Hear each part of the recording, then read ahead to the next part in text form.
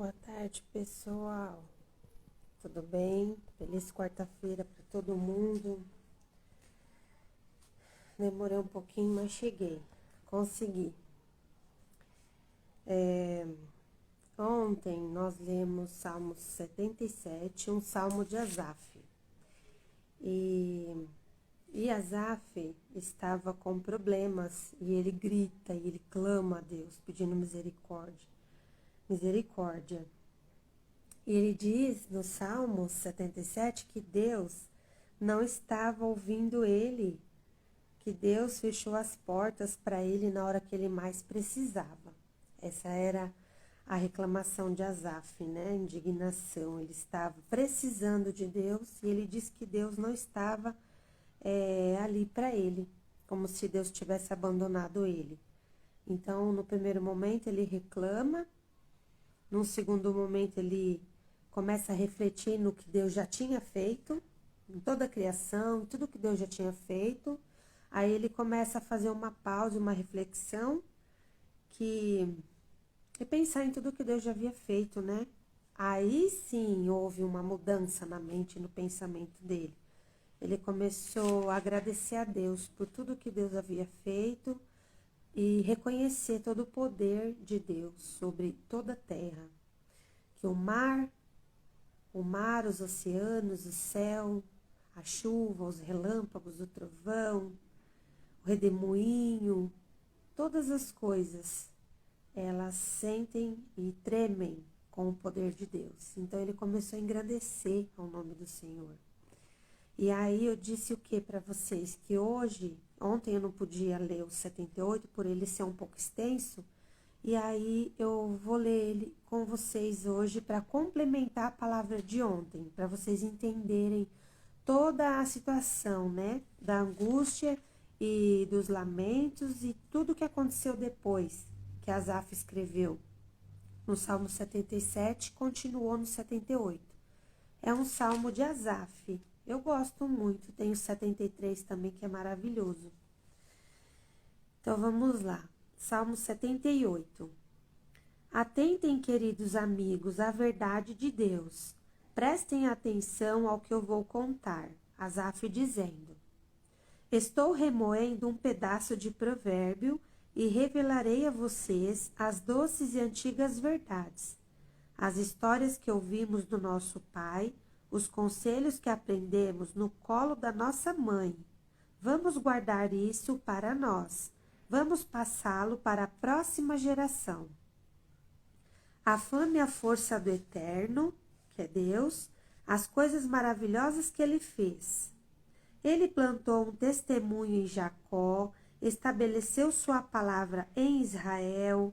Então ordenou aos nossos pais que ensinassem aos filhos, para que a geração seguinte a conhecesse, e também as que viessem depois, para que conhecessem a verdade e passassem os fatos adiante, a fim de que seus filhos pudessem confiar em Deus, sem nunca esquecer suas obras e seguir seus mandamentos ao pé da letra. Asaf está dizendo, ou seja, tudo que vocês ouvirem aqui no capítulo 78 é um pouco diferente do 77, porque lá ele se queixa, ele está nervoso, angustiado, preocupado com o que ele estava vivendo, ele queria encontrar respostas, ele clamava a Deus a hora que ele mais precisava.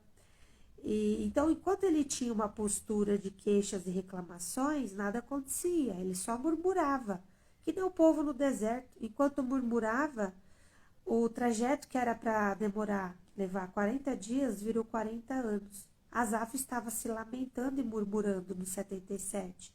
No fim do Salmo 77, ele começou a mudar o discurso dele. Aí ele começou a olhar para tudo que Deus fez. E aí é onde eu estou lendo no 78. Aí ele diz assim, ó, para que a geração seguinte a conhecesse, que seria a verdade, né? Também, onde que eu estava?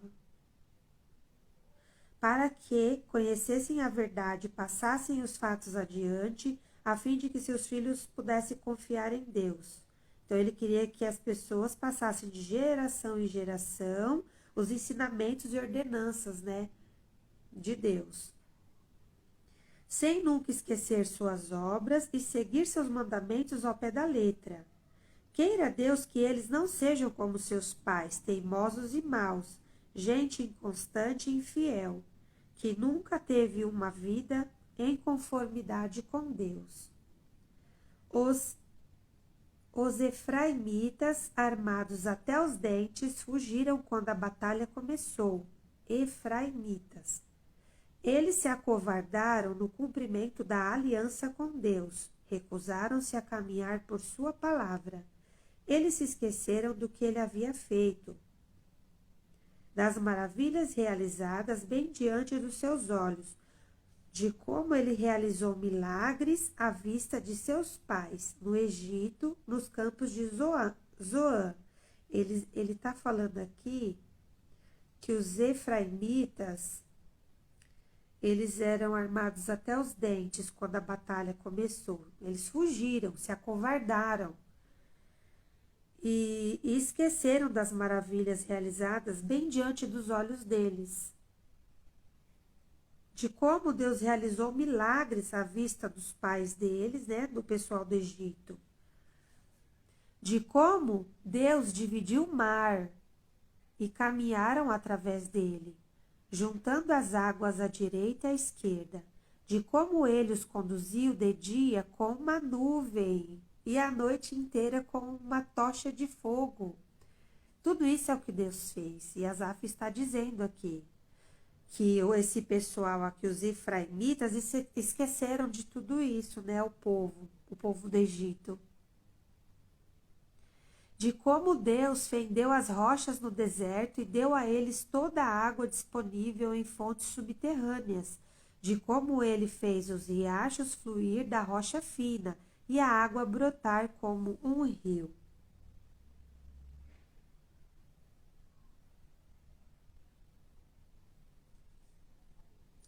E tudo o que eles fizeram foi pecar mais ainda. Rebelaram-se no deserto contra o Deus Altíssimo. Rebelaram-se no deserto contra o Deus Altíssimo. Contra o Deus Altíssimo. Tentaram agir à sua maneira para com Deus. Exigiram favores e atenção especial. Eles choramingavam como crianças mimadas. Por que Deus não consegue nos dar uma refeição decente nesse deserto? Isso era uma pergunta, né? Eles questionavam por que Deus não consegue nos dar uma refeição decente neste deserto. Tudo bem, ele bateu na rocha e a água fluiu. Riachos cascatearam no meio da pedra. Mas que tal um pãozinho saído do forno? Que tal um belo pedaço de carne? Só murmuração, só murmuração. Quando o Eterno viu as reclamações, ficou furioso. Sua ira se acendeu contra Jacó. E ele perdeu a paciência com Israel. Estava claro que eles não acreditavam em Deus, não tinham nenhuma intenção de confiar na sua ajuda. Mas Deus os ajudou a si mesmo, comandou as nuvens e deu ordens que se abrissem os portões do céu. Ele fez chover maná como comida, deu a eles o pão do céu. Comeram o pão dos anjos poderosos. Deus lhes enviou toda a comida que conseguiram comer. Ele permitiu que o vento leste se desprendesse dos céus, deu um forte empurrão no vento sul. Dessa vez, pássaros caíram sobre eles, aves suculentas em abundância. Ele mirou o centro do acampamento e em volta das tendas havia pássaros. Eles comeram e se fartaram. Tudo o que desejaram foi dado a eles numa bandeja, mas sua ganância não conhecia limites. Eita, que povo ganancioso! O povo era ganancioso. Só reclamavam e reclamavam e reclamavam.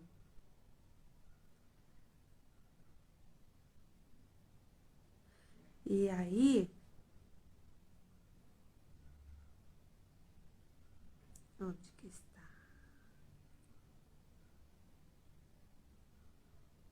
Eles comeram e se fartaram.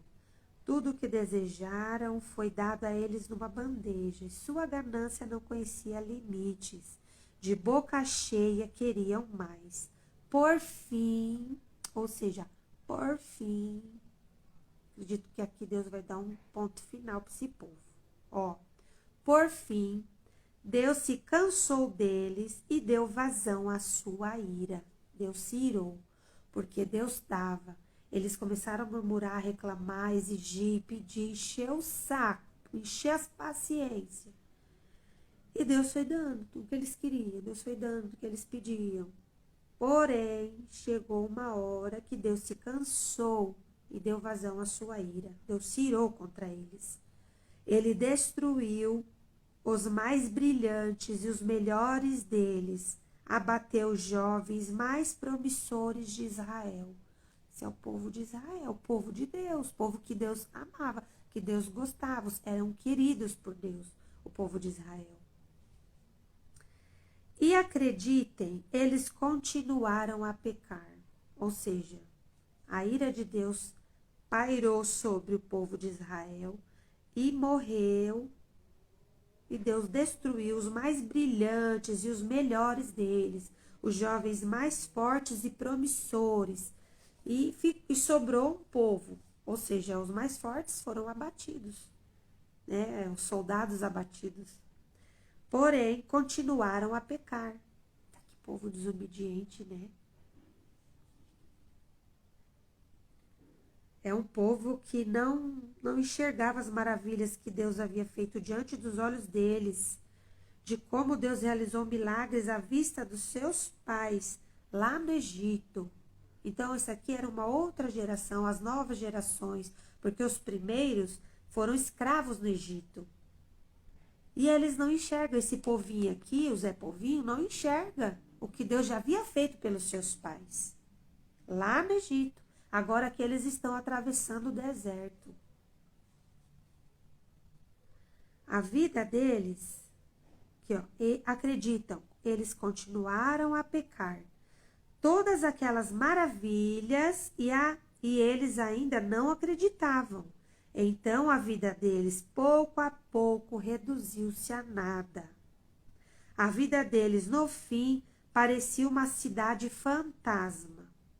Mas quando a calamidade chegou, eles vieram correndo de volta para ele e suplicaram por misericórdia. Para ele, para Deus, e suplicaram misericórdia. Declararam que Deus era a rocha deles. Cínicos, né? Caras de pau. Aí vieram correndo para Deus na hora que o calo apertou, que a cidade virou cidade fantasma, na hora que a miséria, a calamidade, a destruição chegou, aí eles voltaram correndo para Deus, dizendo que Deus era a rocha deles, que o Deus Altíssimo era o seu Redentor, mas não havia sinceridade em nenhuma de suas palavras. Eles mentiram descaradamente o tempo todo. Gente, isso é um salmo de Asaf. Asaf que escreveu isso. Eu não conheço histórias anteriores de Asaf, que eu estou aprendendo com vocês. Acredito que Asaf esteve o tempo todo presenciando com eles e que Asaf era um deles, né? Pois então era tudo da boca para fora, eles mentiram descaradamente o tempo todo. A pessoa tá passando prova, tá na destruição, só lembra de Deus quando tá assim e ainda vem querer mentir, enganar Deus, né? Eles acham que enganar Deus com as palavras mentirosas e descaradas. Aí continua. Não davam nenhuma importância para Deus, nem queriam nada com a sua aliança. Aliança, o pacto de Deus com o povo de Israel. Eles não queriam guardar mandamentos, eles não queriam guardar as ordenanças, obedecer as ordenanças, mas queriam Deus para que Deus socorresse eles. Só isso. Aí vem uma pergunta, e Deus? O que Deus achou de tudo isso? O que Deus pensou de tudo isso? E Deus? continuou compassivo. Perdoou os pecados deles e não os destruiu. Tamanha misericórdia de Deus, né? Do povo. Quanto mais a gente peca, mais a gente erra, mais a gente faz uma não tem nem o que dizer. Quanto mais a gente faz dizer coisa errada, mais o Senhor se torna compassivo, né? Tem misericórdia de nós. Perdoou os pecados deles e não destruiu. Ele controlou a sua ira, conteve sua tremenda fúria. Asaf dizendo, ele sabia do que eram feitos, sabia que eles não tinham muito a oferecer, pela frequência com que o haviam rejeitado. Testado sua paciência naqueles anos de deserto.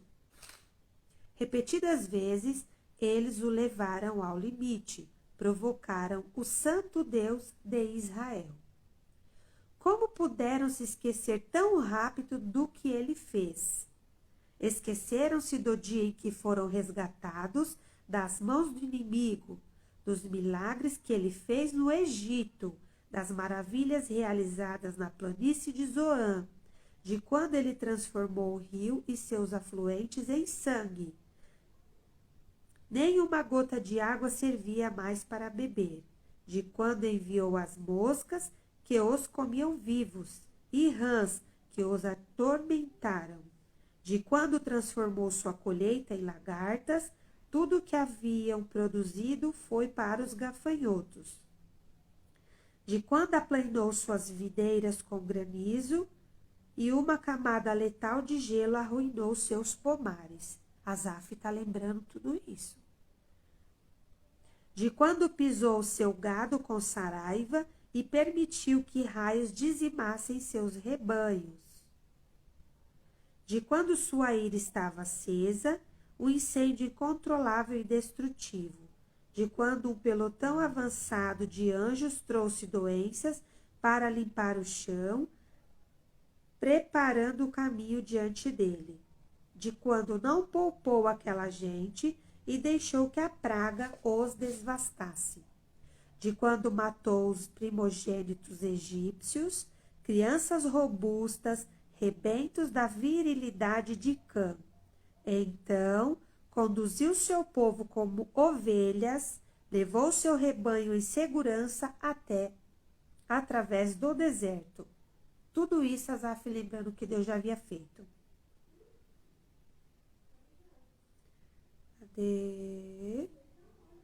Levou seu rebanho em segurança através do deserto.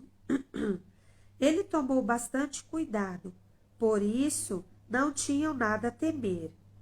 O mar cuidou dos inimigos para sempre, levou-os até o lugar sagrado, ao monte que ele reivindicou como sua propriedade. Aniquilou todos os que atravessaram o caminho deles e demarcou uma herança para eles. As tribos de Israel tinham agora um lugar próprio. Mas eles continuaram provando Deus, rebelaram-se contra o Deus Altíssimo e recusavam-se a fazer o que ele mandava. Eram piores, como se isso fosse possível, que seus pais, que eram traidores de caráter tortuoso. Ou seja, eles fizeram pior do que os pais deles, aqueles que estavam no Egito e foram tirados do Egito, né? Eles se tornaram piores, eles foram traidores de caráter tortuoso. Suas orgias provocaram a ira de Deus. Suas idolatrias obscenas feriram seu coração. Quando viu aquele comportamento, Deus ficou furioso e enviou um enorme não a Israel. Aí sim, Deus se cansou desse povo. Ele disse um enorme não para esse povo de Israel. Ele se retirou e deixou Siló vazia e abandonou o santuário onde havia se encontrado com Israel. Ele deixou o povo que era sua alegria entregue aos cães e virou as costas para o orgulho da sua vida. Olha o que Deus fez com esse povo. deixou o povo, que era a alegria de Deus, era a alegria do coração de Deus, esse povo. Deus deixou esse povo entregue aos cães e virou as costas para eles, né, que era o orgulho da vida de Deus. Deixou os perdidos no campo de batalha e passou a eles a responsabilidade de sua própria subsistência. Tipo, vocês agora que se virem aí. Cansei de vocês. Os jovens foram para a guerra e nunca mais voltaram. As moças esperaram em vão.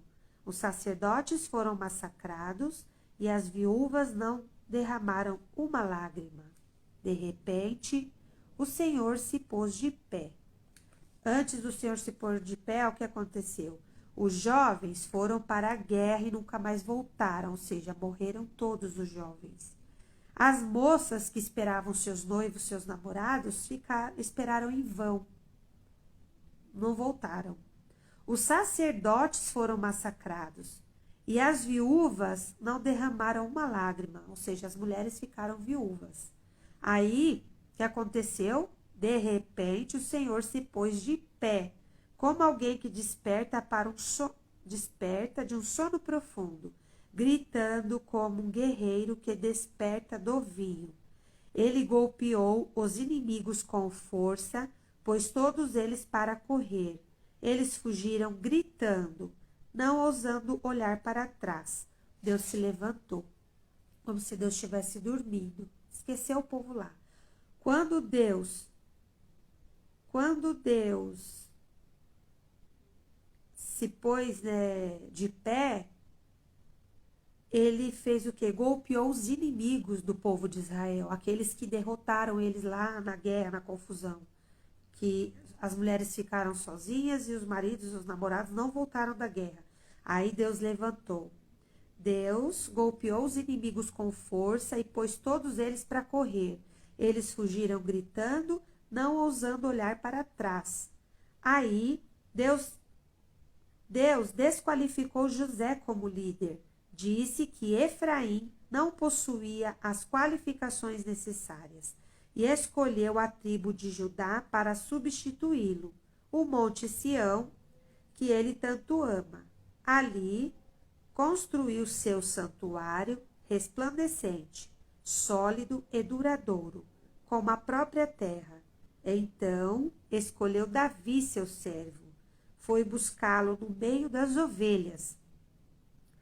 Num dia, ele estava cuidando das ovelhas e de seus cordeiros. No outro, estava pastoreando Jacó. O povo de Deus, Israel, sua herança, seu patrimônio. Seu bom coração fez dele um bom pastor. Com sabedoria, guiou seu povo. Ou seja, o que Asaf quer dizer aqui é que Jacó que estava cuidando, né?